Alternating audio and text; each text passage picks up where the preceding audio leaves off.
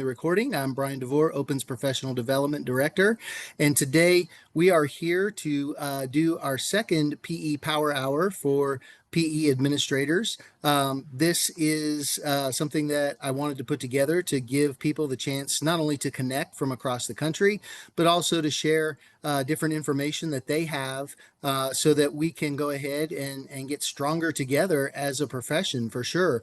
That's the bottom line. And sometimes, in your position, you feel kind of isolated with your position because you're the only one in your district, even though there's other content areas. Our content areas are somewhat unique. So we have different things that we have to work through and work with.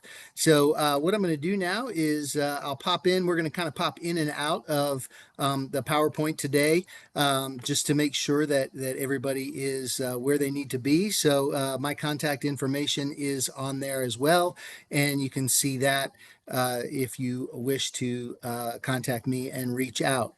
So our meeting norms, so obviously mute when not speaking, use the chat and reactions for engagement. We have a small crowd live. Hopefully we'll have some more folks joining us as we continue on. Cameras on, encouraged but not required. Of course, raise your hand before speaking, speak briefly, stay on topic, and just one last reminder that this session is being recorded.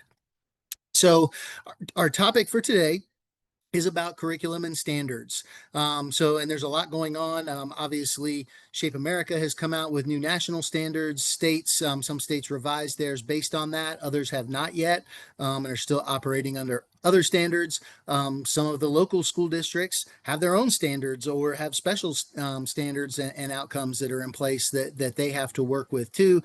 How do your teachers balance meeting those state and local standards with keeping lessons fresh and relevant to your students? So I think number one, one of the challenges I had was number one, making sure that my teachers were aware of the state and local standards because unfortunately, if they come in from out of field, sometimes they're not aware that we do have things in physical education that we are supposed to go ahead and teach. But also as teachers, they get more and more experience under their belt, it's easy to fall into that rut of just doing the same thing that you did, year after year after year. So in an effort to kind of keep things fresh, it's definitely, something that is a little bit more difficult sometimes for our veteran teachers to, grasp onto new things and allow them to try different things. So any input from anybody on how your teachers balance meeting those state and local standards with keeping lessons fresh and relevant?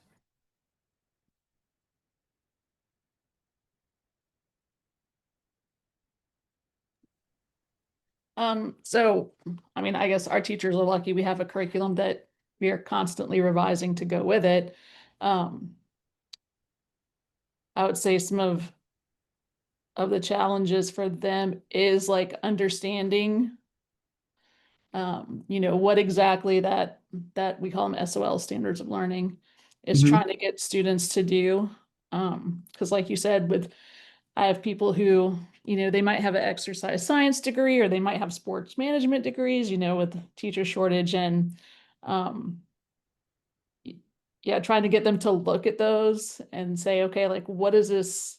What do we need to pull out of this? Either they don't get it or they don't want to know. They're like, just tell me what I need to teach. And I don't, I'm not gonna worry about like what the SOL is. So somewhere I think there's got to be a balance there. You have to know why you're teaching certain things and, the root of it. But yeah, Yeah, and I think and that's one thing that from the open side of things and what we share with teachers, and I'd like to get some input from the others. Have you seen that over the last few years more, where teachers are like, just tell me what to do? Where they don't want to like come up with, and you have your outliers, you have your your high flyers who go out and get after it. But I'm wondering from the other three, do you see that where teachers, they're just like, hey, tell me what I need to teach so I can jump through the hoop? I don't think I see that so much. I see we have a group that is our curriculum alignment team, and that group and the curriculum alignment K-12 PE team, they've really taken time to do a scope and sequence using the standards, kind of finding some common assessments. And that's been really good because it's been done by teachers for teachers. It's not the district is telling us to do this and the district. I feel like they're very passionate about our content area, and when when you give them some voice, that part's been really good. But yeah, the standards are that's a loaded question that you asked, Brian.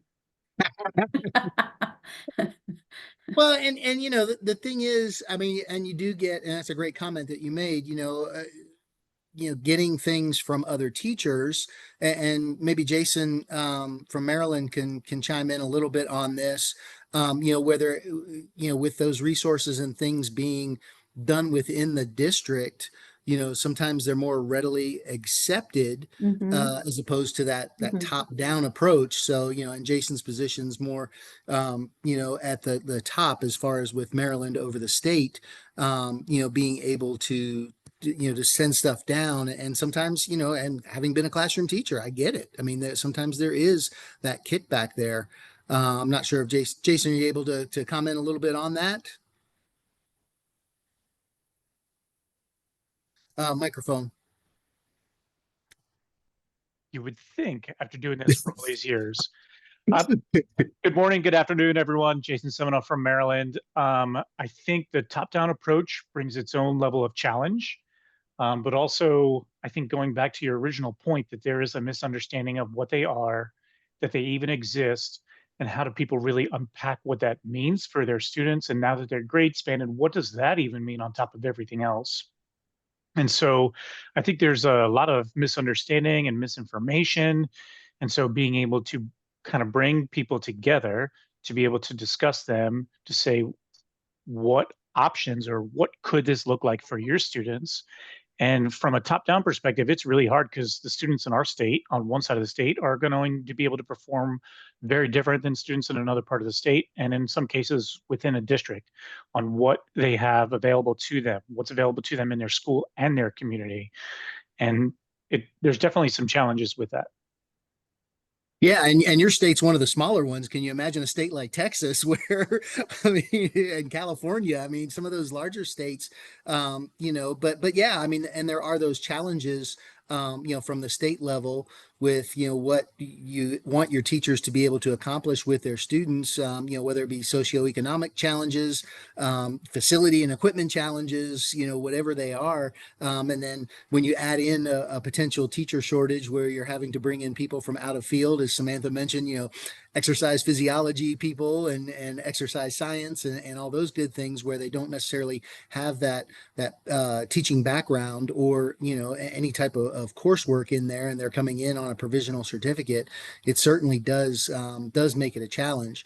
Obviously, in keeping lessons fresh and relevant, being able to do things like, send some groups of teachers to state conferences, whether it's one and they bring back ideas to others, or any, type of physical education conference where they bring back new ideas.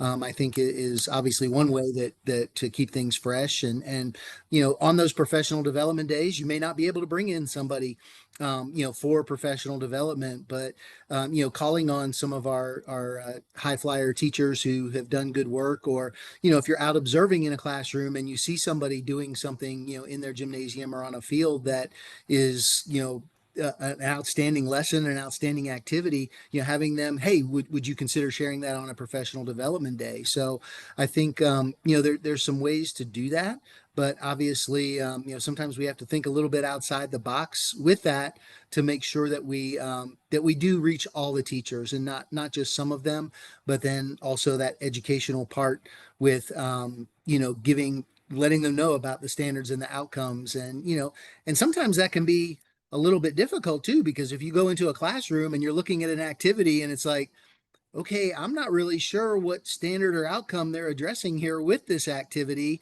it may lead to, sometimes having to have an uncomfortable conversation.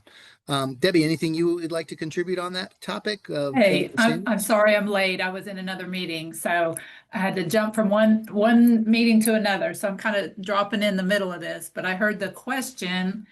I'm in Bullitt County, which is in Georgia, and we have a new director. This is her second year, and she's done a great job of trying to help top down Lisa to help us with getting standards, understanding what needs to be taught so that we can help our kids or help our teachers. But some of the things you mentioned, I feel like are some things that have happened here. We have a dynamic elementary group in Bullitt County, and they have a core group that is a conference attenders. Their principals support them in that. We have it's called Share the Wealth, and so they go to conferences and then they bring that back, and they have PLCs that they meet every couple of weeks, and they share everything that they're getting from those conferences with each other. So that elementary group is very dynamic. Middle and high school was kind of another ball game. And so you mentioned like having teachers share what they might be implementing in a classroom. I've done some of that, had teachers come in and they were very receptive. The other teachers were very receptive to that and receiving that. But it's just hard to help them with what the standards are asking them to do. And I feel like a lot of them feel like the K-12 standards, they're all the same. They don't, and it's, and so, I mean, I've been told that, and it was like, well, let's take a look at some of the elements and that kind of, and so it is a challenge. And so that's why I'm here to listen and see what else I can get from this. So appreciate the time. I'm a retired teacher. I taught part-time. I was full-time teacher, and now I'm a part-time director at the district office, and I support health and PE. So it is a challenge leading over people that you taught with and had the peers with, and so that's been a challenge as well. So I'm just here to get ideas. So. No, that's great. And if you want, Debbie, you can drop your name and where you're at and your email in the chat if you want to, so the others, Okay. if they have questions later, can reach out to you. I would think that the others in this group, and myself included, having held a similar position in Fulton County in Georgia, that's typically the way it looks. Is your elementary group is the high flyers, and then it kind of dwindles, as you go ahead and get higher up into the grade levels. But your comment about the standards all being the same, I think resonates with our next question that we have. So moving on to question number 2, which should be up there. What challenges do your teachers face when trying to align curriculum across grade levels? So, and this kind of ties in, Debbie, with your comment that you made. Do you see, that you're across the board, elementary, middle to high school, everybody's kind of teaching the same thing, or do you see, some differentiation in there at all? Of course, differentiation based on what is happening in the equipment room, in their equipment room, what they have. And I encourage them to share across schools. So if you're doing a volleyball unit and you need more standards, then go to another school and get what you need, and everybody needs to share to be able to do that. But yeah, there are certainly challenges to having everybody kind of got in their own niche, but also we had, even in our elementary, they were teaching it, but they were all teaching things at different times. And so where a kid that might cross to another school, he would have had their unit and hit the school he had it in, then he would have it again when he went to another school. So I worked with the elementary teachers to align their curriculum. So we have a curriculum map that aligns when they do certain things, and we did it with the standards. They use their standards to put in place, and that seems to be helpful to them. Haven't tried that with middle and high yet, but the elementary was receptive to it. Well, and sometimes too, and I know in Georgia there's several different courses, especially at the high school level. Mhm. There's a lot of different courses that physical education can offer. So, Right, and you almost have to create a separate one for each of right. those courses. So it can obviously take a little bit longer there. Samantha, you're there in Virginia. What about, do you have that kind of that scope and sequence, and do you expect most of the elementaries to kind of be on the teaching the same thing at about the same time, or is it kind of the wild east, I guess, instead of the wild west there? Yeah, no, we have pacing guides. They have a fabulous teacher, and she made slides because a lot of our elementary kids or elementary students, they're in a room or a trailer. They don't have a dedicated gym, or they're outside. So she's like created like small space activities for them, and we have the same in middle and high school. And you mentioned, are things being done the same? Like I had to have a real big, sit down with my high school teachers this year because I said, look, I'm going around and I'm seeing you guys doing a warm up where they walk and then they sit down and are like doing static stretches. I was like, you do realize that's the exact opposite of what they're being taught at middle school. I was like, you're totally contradicting our curriculum when you do things like that. Um, and like kind of how you guys were saying, yes, it's been more freedom with the high schools, but that's been my focus this year. So they don't get the freedom that they used to have. Like it used to be, you choose the sport, lifetime sport that you want to do based on your equipment that you have. Um, to give them some of that freedom and autonomy. But what it was actually doing is they were going, if you want to play volleyball, go over there. If you want to do basketball, go over there. And as one of my former students, because this is only my second year out of the classroom, one of my students came up to me. He was like, hey, you know how like the end of the year when we would count equipment and you would let us pick what we want to do? I'm like, yeah. And he's like, it's like that every day. Yeah, yeah. From the mouths of babes, right? It totally. And then he was like, "But wait. I don't want that to change. Don't change that." But yeah, so thank goodness for open because I'm able to say, "Hey, here's the sport. Here's, Yeah. the You have lesson." some different activities, yeah, and they're Mhm. they're sequenced for you there. Yeah, no, absolutely. Thanks for sharing. Jenny, what out in you're in Washington State, so do you see as far as a challenge is like equipment and space and all that, is that a challenge to kind of aligning things, across the board, or have you been able to really get everybody together on the same page from elementary to middle to high school? That would be a dream, Brian. That would be a dream to have Right? Welcome to agreed. Fantasyland. We're not in Yeah. Disney World. I think sometimes being in a group like this, it is validating to hear that we have similar things happening. Our elementary, we have traveling equipment that goes from school to school. It's a PEP grant from 1998. That is so old. Of course, you know what, I'm so old too that I was a part of that, writing that grant, but we can update it and it can travel around. And so we do have more alignment at elementary, not everybody doing the same thing at the same time at all, but we have a scope and sequence that allows for, you need to make sure that you're hitting, these standards at this point with these grade levels, but it doesn't matter which time of year. And then middle school, they have their own ownership at each school of what their scope and sequence is, and we would like to have it be aligned district-wide instead of school by school. We're getting there.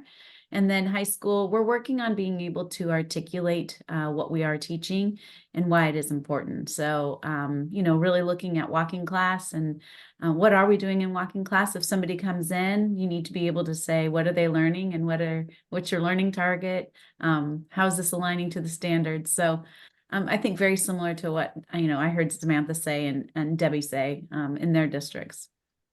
Yeah, and I was one of the frustrated parents of the high school PE classes where oh, we're going to walk the track today, and and it was a Yes. block class period, and I'm like, Uh-huh. okay, well, what did you really learn? I mean, Uh-huh. Yeah, because you can do a lot with those classes. There's so Sure. much that you could do. And that's what we have to make sure that we have a lot of content in there. Yeah, most Mhm. definitely. Yeah. Now, Jason, you see things from a higher level, and even though Maryland is small, I know that there are some rural parts to Maryland. Do you see, from your position at the state level, is it more difficult to reach into kind of those more rural areas and kind of get them aligned and kind of get them together on the same page with focusing on the curriculum? I think it's a little bit easier with the rural areas because we can get all of the teachers into one place at one time to have a conversation with them. I Right. think the challenge for them is finding planning time, and especially if they're teaching 3 or 4 different classes. So someone's teaching lifetime fitness, they're teaching walking wellness, and they're teaching, I don't know, 2 or 3 other classes. They don't have extra prep periods. So do they have the time to go through their curriculum and really identify what needs to be taught that day?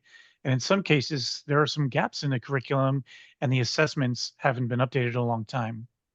So from a state Yes. perspective, we're asking people to have assessments that measure student achievement. And what does that look like? And does it always have to be paper pencil? And when people think, oh, they have to assess their students and they have to give them a grade on something other than dress and attendance or compliance and conformity, what does that look like? Where are those resources and how do they tie in with the standards and the class that they're teaching?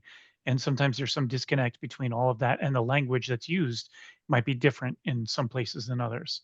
So that brings in additional challenges, especially with our teachers who don't have a background. Right, most definitely. Kind of a little follow up for you, Jason. You mentioned a little bit about assessment of standards and outcomes and all. I know, during the pandemic, everybody kind of transitioned online, and you saw a lot more teachers using learning management systems to evaluate students, through different methodologies. Have you seen that kind of carry over in physical education, where teachers, and this is can be anybody after Jason, but have you seen where, especially at the middle school and high school level, where teachers are utilizing those learning management systems, whether it be to do a quiz, a reflection, any of those kind of things to help evaluate students and where they are with the standards and outcomes? So yes and no. I mean, there's some places where there are teachers who still insist that they grade their students on dress and attendance. There's still ones that insist that kids wear uniforms, and they feel that the only way to enforce their uniform and dress policy is by grading the students on that. And we know that's inappropriate. It's been inappropriate for decades. But taking advantage of that technology, I think, is something that we got away from when we came back, because I think there was a lot of frustration and a lot of relief when we came back to in person that, oh, we don't have to use the Chromebooks anymore. We can keep them locked up in a way because the kids dropped them and broke them. And there's like, it was a relief. And now we need to recognize, okay, we actually should bring this back, maybe make it a station, maybe use Plickers, maybe use a video recording or have a project-based assessment. And again, going back to planning time, to teachers have time to even grade all of those things too, is a whole nother challenge.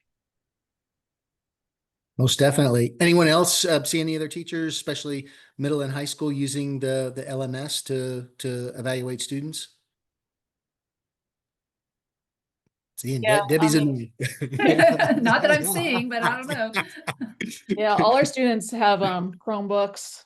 I mean, before that, we had iPads, so like we've been using technology quite a bit, and now it's even improved with some of the things we have.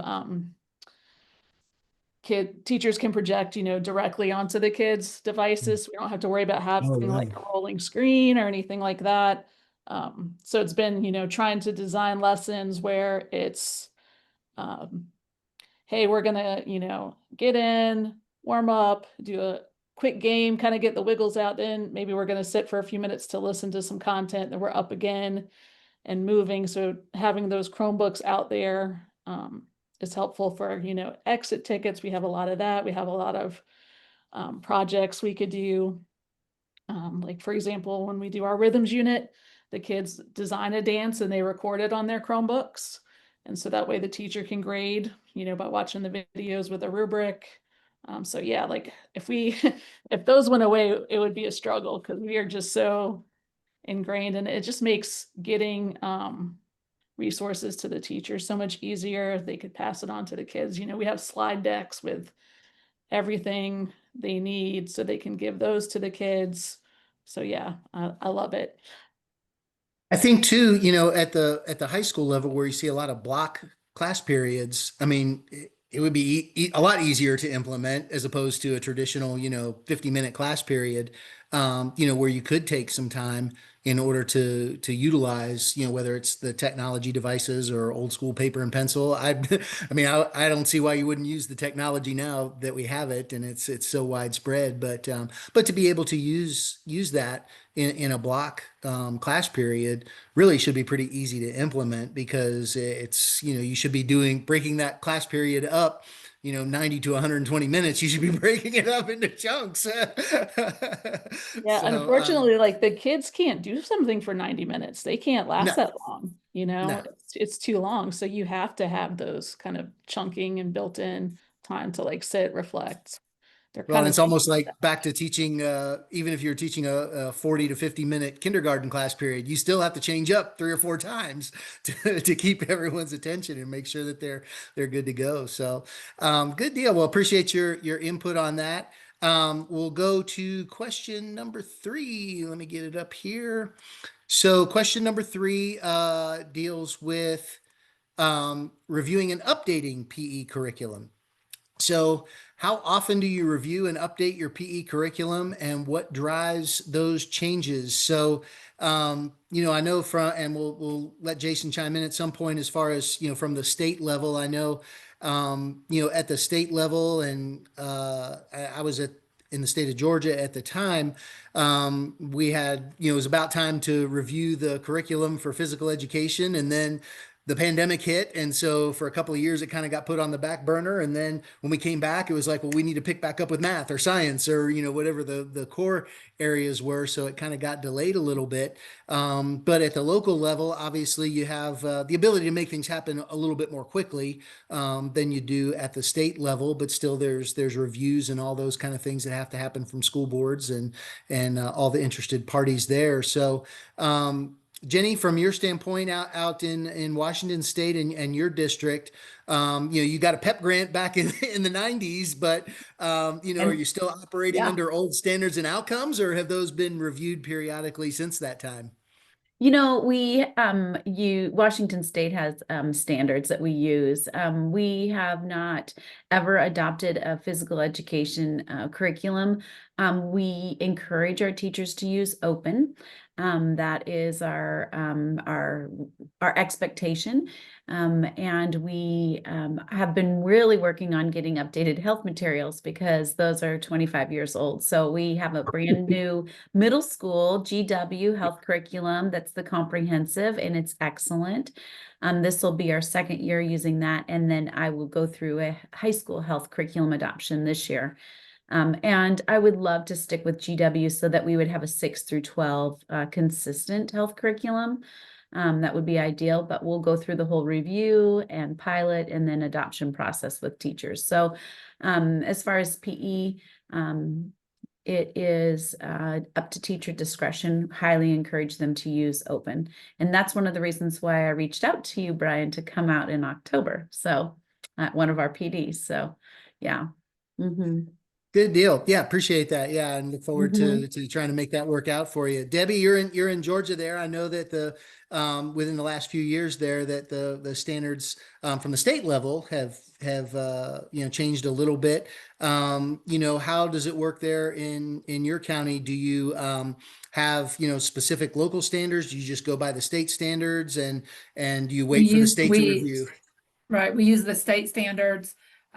We're very similar to Jenny, where the teachers with the PE curriculum, we encourage them to use open. Try to put as many resources in front of them as possible that they could choose from, but open is certainly one of them.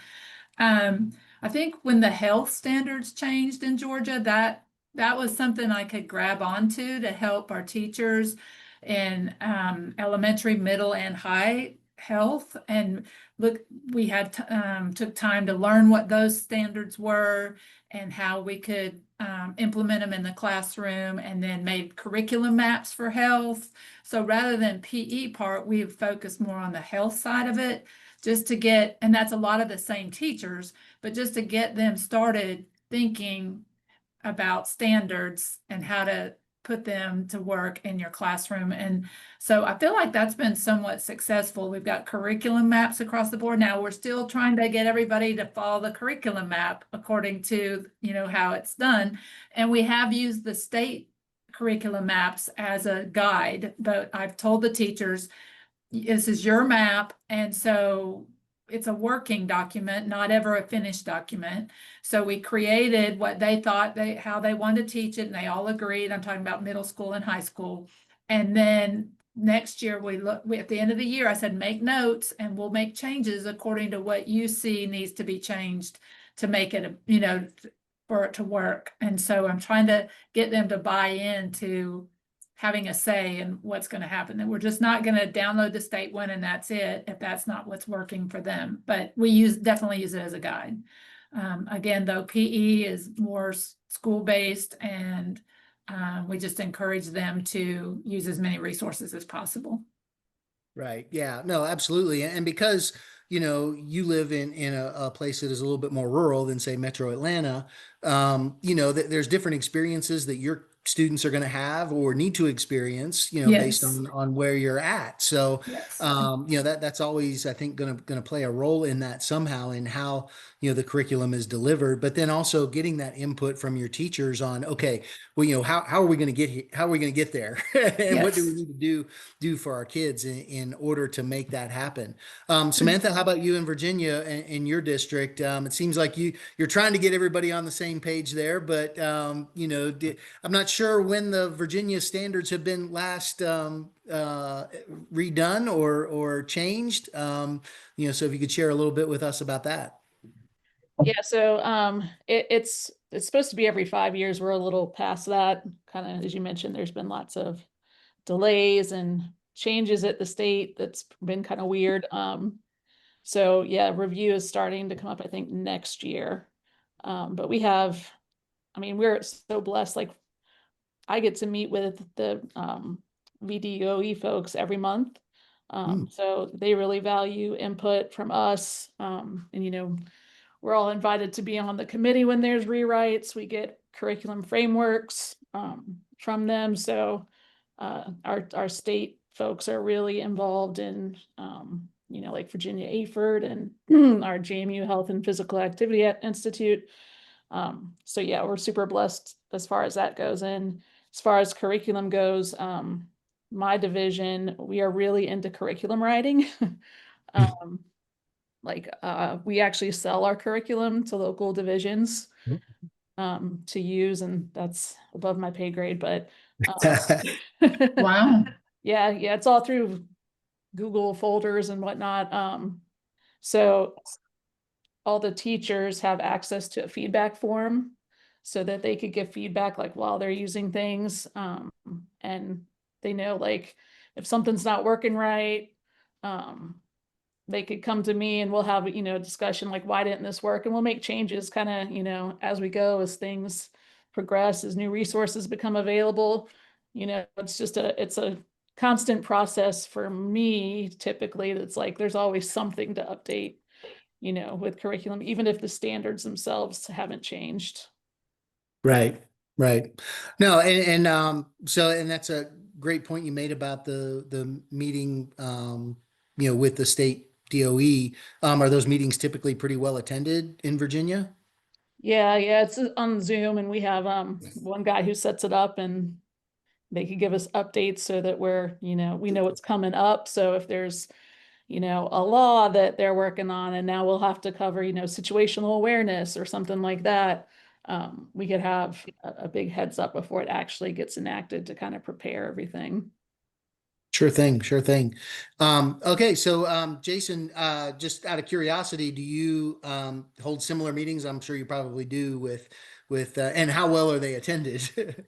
Yeah, we do. We hold a separate meeting for health once a month. We hold a separate meeting for PE once a month. We hold a separate meeting for adapted PE once a month.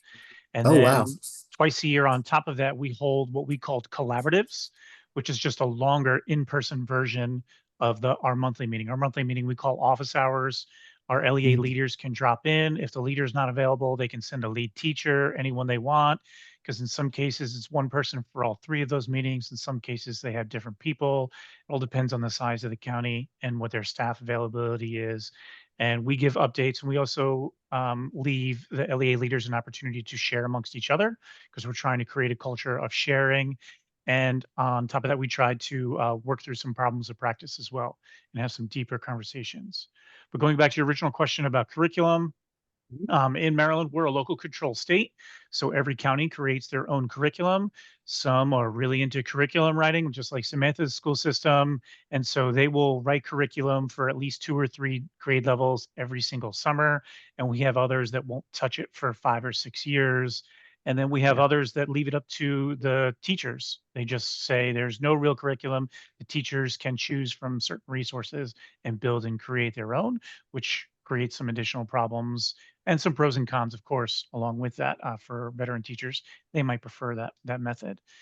From the state level with our standards, we are required to look at our standards every 8 years. And 2 weeks from today, I'm actually going to the State Board of Education to get permission to publish our revised standards.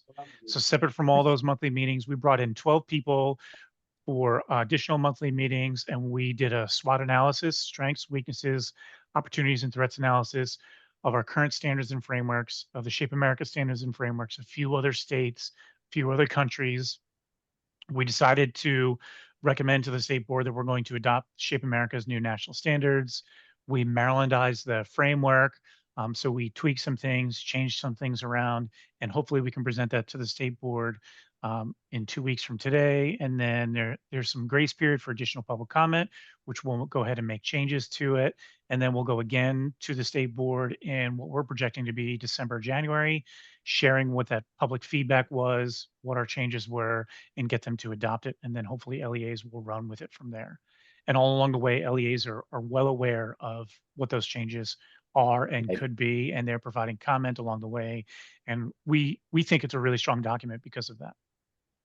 Nice. Yeah. Wow. Lots of input from stakeholders and the people involved. And of course, that public feedback is always critical. I know I was in on the new Georgia standards that, well, I say new, and they were from a few years back, but was in on the initial part of that and working with Trace McGuire, who was at the state level at that time before Lisa took over.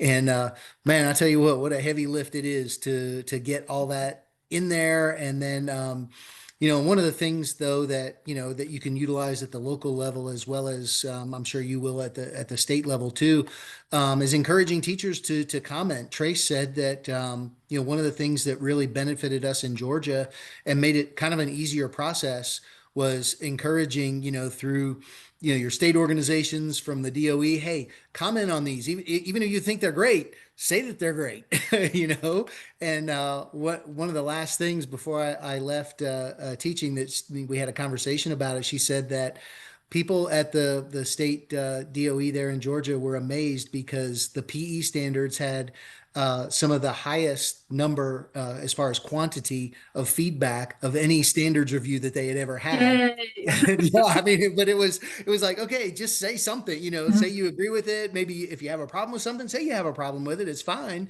But if you think they're good, say you think they're good and that they're beneficial to kids. So I would encourage you, Jason, and you probably already have those plans in the work. I know you're always on top of it just to make sure that you encourage that feedback because it really does make a difference in the long run and makes your life a lot easier because there's not things that you have to go back and change and revise and adapt. So makes life a little bit easier for you.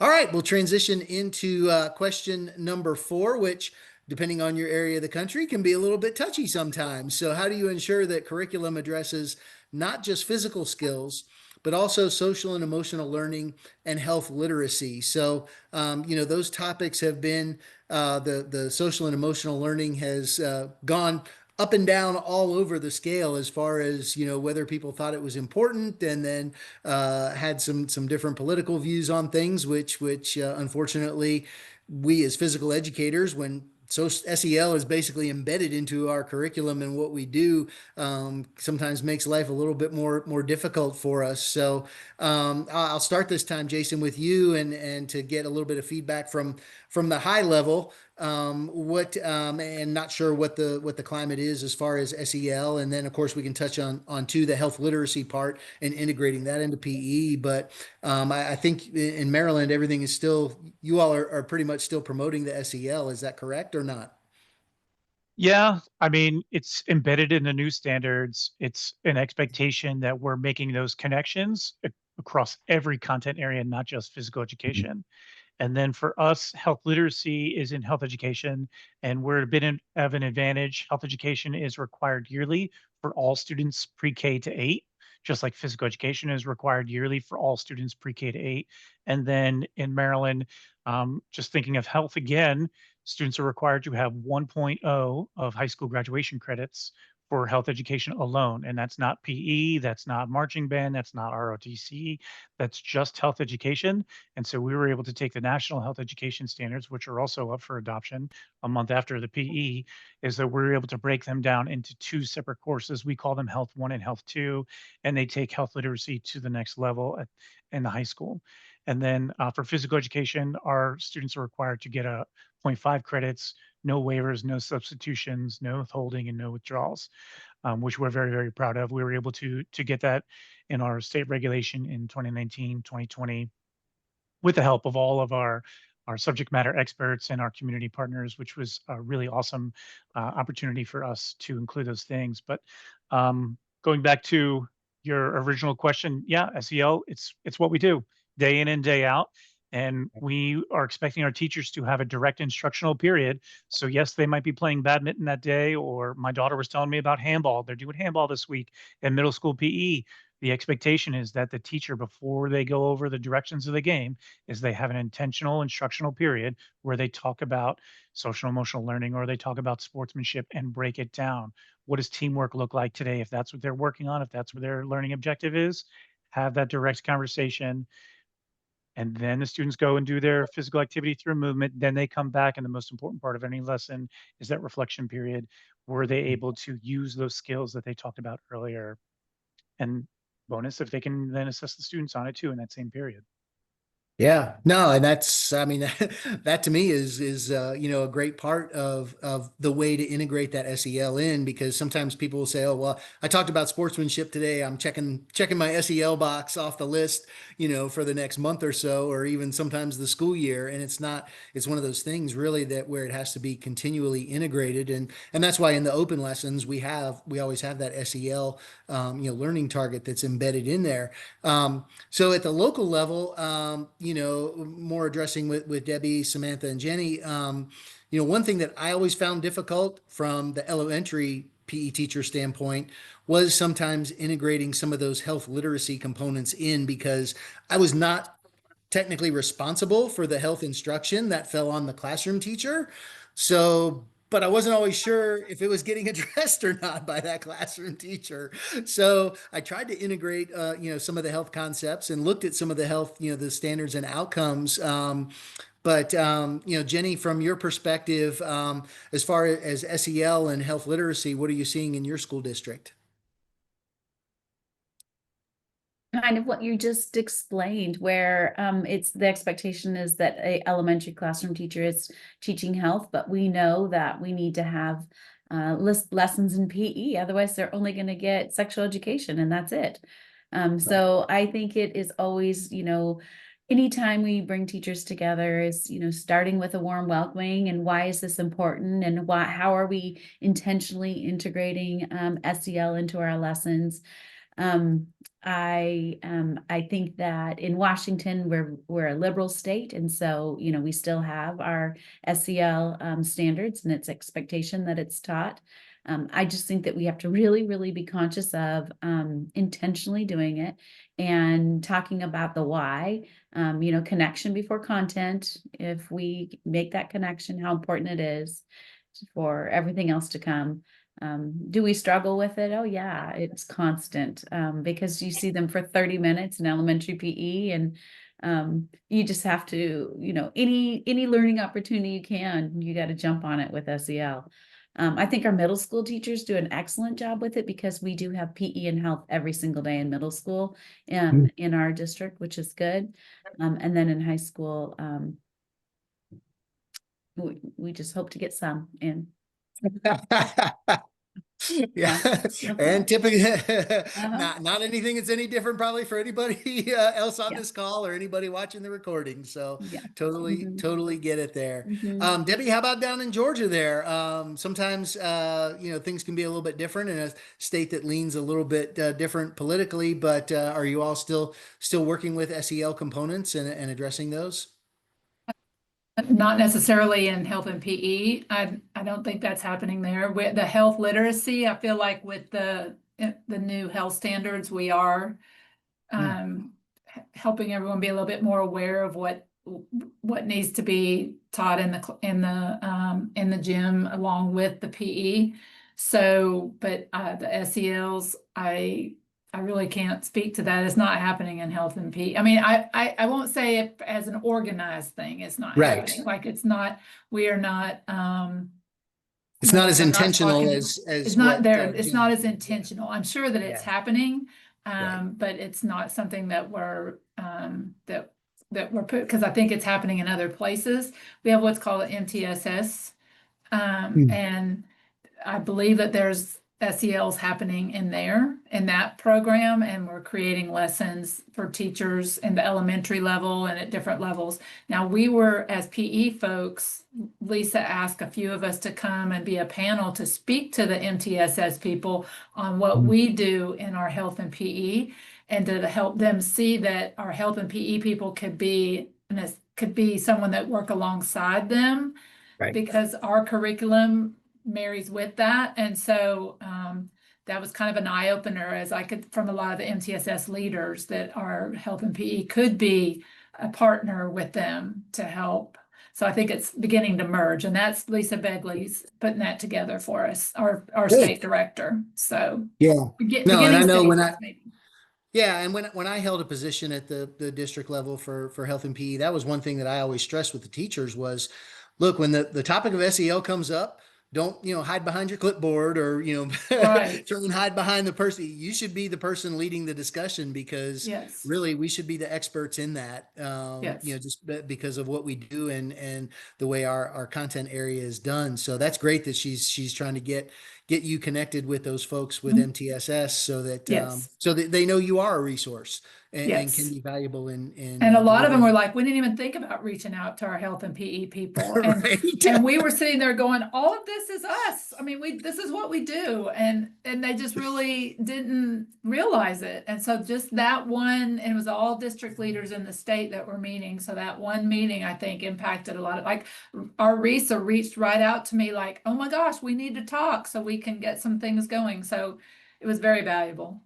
Absolutely. And then that leads into an advocacy component where, people find out what it is we really do in PE now, and Yes. it's not people getting hit in the head with a big red rubber ball anymore.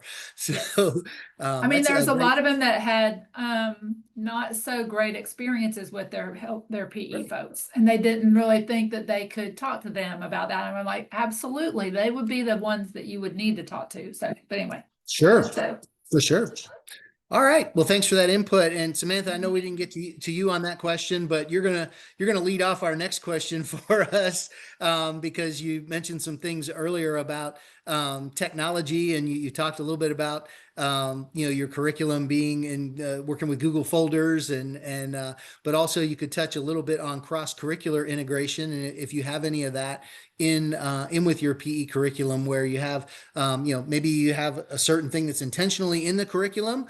Or you may just have some things, any one of you in any school district that you heard of, whether it be yours or Jason, anyone across Maryland, where they tie in with other content areas. I know STEM is, a huge thing across the country, and we have some places where they've been able to work, in a cross-curricular fashion to work with science or work with other content areas. So, Samantha, what about your technology? You touched on it a little bit as far as sharing a lot of different things. Do you have other technology things that you do with your curriculum? I think I probably covered most of it. As far as cross-curricular, that's I have like mixed feelings about that, right? Like I Yeah. want to help, all the other contents, but I've been trying to push more PE into classrooms and get more movement, kind of the reverse of uh of that. In elementary schools, we definitely have lots of opportunities with their different activities to work on some skills, and it's embedded in there in some of the games, with like skip counting and things like that. Um, Right. but we're also doing something. We have what are called signature experiences, which I guess the short version is they're kind of like year-long projects per grade level, and different contents contribute to that in different ways. So, for example, our second graders, they do a learn to swim program that's embedded with like community, like how to build a community. And because we're around water, we have to Mm, keep yeah. our community safe. And so learning how to swim is a big part of that. So for our second graders, they're kind of interweaving that theme of community through swimming, through some other activities in PE that are like intentional with that. But yeah, that's kind of where we are. Right. Yeah, and I think from, the technology standpoint, obviously, like you said, whether it's, Google, Microsoft, whatever your district uses, the technology has given us the opportunity to make sure that everything is shared amongst, all of our teachers and administrators if necessary, whoever needs access, and we're able to access and share a lot more materials, with those teachers to make sure that they should have the ability to plan innovative lessons that address all the standards and outcomes. I think the cross curricular integration. Me personally, I share a lot of sometimes the same concerns. Sometimes you have to give a little bit. Hey, here's brain energizers. Hey, can we collaborate on this? To make things work better for our kids. I think sometimes as far as physical education, and I know funding is almost always a challenge for us with budgets, whether it be at the local school level to get equipment, whether it be at the district level or even at the state level for Jason to be able to implement different things. And I was working with a teacher the other day about she came to me about CTAE. She's like, CTAE has all this money, and the teacher wants to collaborate on something, and I'm not really sure what to do. So I hopped on AI, and I'm like punching in like the different parameters and everything, and they had a budget of like $50,000 to spend, and so we came up, and it's for high school. So and they do have an auto shop, so we came up with like a pit crew challenge where they're going to purchase. Basically, you purchase kind of the frame of a car, and then but then they learn not only the workings behind the auto mechanics and the auto body stuff and all, but then they turn it into a pit crew challenge like a NASCAR crew. So they get the jacks and they get the tire changers and all that kind of stuff, and then they turn it into more of a physical type of challenge. But then, okay, this is what these pit crews do at a NASCAR race, and they have to do it, all day long for, X number of times. Then they bring in nutrition. Okay, how do we tie in what nutrition, what is this, an anaerobic experience, an aerobic experience? How would we need to train for this? Because we're not going to, jump over a wall and just jack up cars all day and change tires. How can we adjust our training? So I think sometimes, that cross curricular can be mutually beneficial, especially if we're going to try and chase some money from another content area there. All right, Jason has his hand up. Jason, go ahead. Yeah, those connections I think are really, really powerful, and I think they're really meaningful for students. And we've been challenging our locals to look at industry recognized credentials as a potential pathway for high school students. So instead of them taking team sports 4 times, or instead of them taking weightlifting 4 or 5 times and it being exactly the same each and every time, or maybe a little bit more weight, we're encouraging them to take team sports once, then take a sports med class where they can get industry recognized credentials for first aid, for CPR, for we have to have mental health training. Our coaches also have to have um, concussion education training, in Mm. addition to other things that might be in an intro sports med class. And then after that, they take a sports officiating class. So they're walking away with maybe 2 or 3 certificates to go either coach or officiate a sport. And they're walking away with CPR, AED, all of these certificates to make them eligible. So right out of high school, they could get a job. It might be a full-time job and a career. It might be, in some cases, if they're a junior by the time they're done, they can even work while they're in high school, and they can work youth sports, whether it's reffing or coaching. And then, of course, we're thinking about lifeguarding, and lifeguarding have a pathway for them with an industry recognized credential. We saw bicycle repair the other day. We saw Mhm. outdoors, so kayak instructors, belaying, certified belayers for rock climbing, and all these different avenues. Because, like what Brian mentioned before, there's money behind some of that stuff.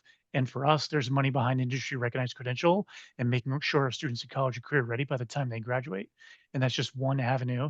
And it might even help some of our programs for them to recognize they need to do something more than team sports the exact same way 4 times.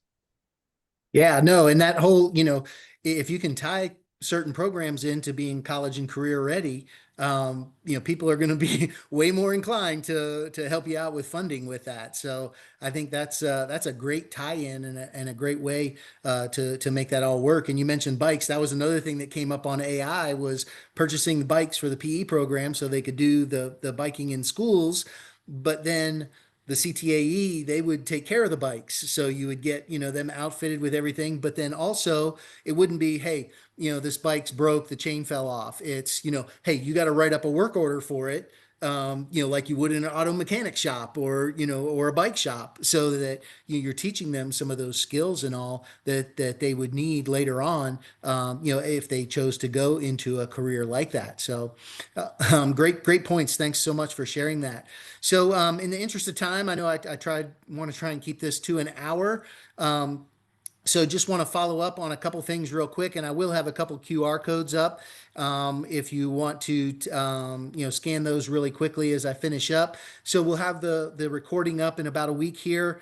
I will do a feedback link, so you'll be able to put some feedback in there on the session today. Our next session, I'm tentatively scheduling for January. So I know, October, November, December gets crazy. So, I figured that for everyone, maybe January would be the best time to go, and then we could have one more before the end of the school year. The topic will be about resources and equipment, and we touched on that a little bit here at the end. So maybe will kind of jumpstart our discussion for January. And of course, big thank you to you all for showing up live, and thanks to those who participate in the recording. We do have a special event coming up, a couple of special events. First, Family PE Week is October 6th to the 10th, where we encourage families to come into PE classes. So there's some resources that are on Open, but also we're working with Active Schools on that. So there is the link up there and the QR code in the upper left. You don't have to run it October 6th to the 10th. Some schools are on fall break during that time, but it is an opportunity for schools, if they want to run it the next week or a week later on in the school year, where they bring family members into PE to show them that PE is different than when they were in school. So it's a great advocacy tool for teachers and schools to utilize. The next thing is we have partnered up with Speed Stacks and the World Speed Stacking Association for Stack Up 25. So this is an annual event where from this year it's November 18th through the 20th, where schools can sign up. A minimum number is 25 that they have, but schools can also get these cool gift packs from Speed Stacks. So the event is trying to set the world record for the most people stacking simultaneously. Last year, they set the record at just over 775,000 students and teachers worldwide. So it is a worldwide event. But if you're interested in learning more information there, you can go to the SpeedStacks website. The QR QR code there will take you there. But like I said, if you do register, you do get a package from SpeedStacks with a bunch of information in it, as well as I think there's a commemorative set of SpeedStacks that are in there that your school also gets. And we are supporting that event along with US Games, BSN Sports, and SpeedStacks. And that is it. My contact info again. I had it up at the beginning, and you all really probably already have that already. So nothing new there. But I appreciate you all again. I know it was a small group, but it was a great discussion. I really appreciate all the input from everybody. Hopefully you found some value in it, and we'll be able to share that in the feedback when I get that out over the next week or so. So I appreciate everyone joining today. Thank you so much, and have a great rest of your week. And hopefully you'll be wanting to come back and join us again in January. Thanks, everybody. Have a great day. Thank you. Thank you. Thanks, Brian. Yep.